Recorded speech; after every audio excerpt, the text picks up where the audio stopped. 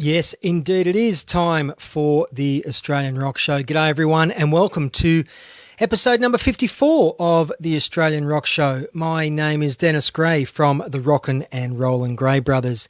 And today is Sunday the 28th of February 2016 when this show is being recorded.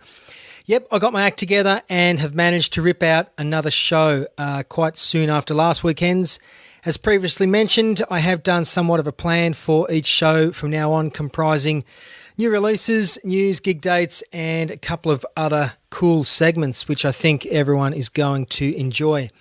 You know, we had a fairly good response from last week's show. Most people seem to be digging the kind of rock and roll which we play, which we've aired over the past few shows, which is really, really great to hear. I find it kind of interesting that I spent ages piecing together a show and often get a lukewarm response, but last week I simply cobbled together a quick show and aired stuff like Leadfinger and the Mighty Radio Birdman, and the show gathered some impressive stats. It tells me that you are all liking the stuff we play. I could also read something else into that, which is that a lot of people out there are starved of loud, kick-ass rock and roll. I did get a message from one listener going by the name of Lewis89 who says, and I quote, "Just discovered your show. Good to see someone playing pure Australian rock music. Have to admit, I have never heard of most of the bands you play. For example, Leadfinger and his former band Asteroid B-612, but I still enjoy listening." Hey, thanks Lewis89. You too can send us your thoughts on the show, good or bad, don't care. AustralianRockShow@gmail.com. Any feedback is always welcome. Lewis89, when it comes to cool rock and roll, we've always tried to have our ear to the ground. Preaching the gospel of rock and roll is what we've done since the 80s. I have to say, it is always great to get mail from someone kind of young like yourself, assuming you were born back in 1989.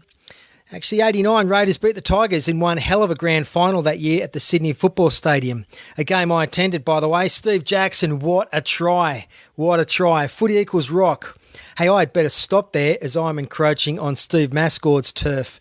whitelinefever.ning.com. By the way, check out Steve's great podcast. Anyway, that, my friend, is indeed one of the aims of this show, to educate and to also preserve the memories of great Australian musicians. So definitely go hunt down the Leadfinger material and indeed his former outfit, Asteroid B-612. As I said on last week's show, they should have been massive, and apart from a select few, were criminally ignored here, which was an absolute disgrace.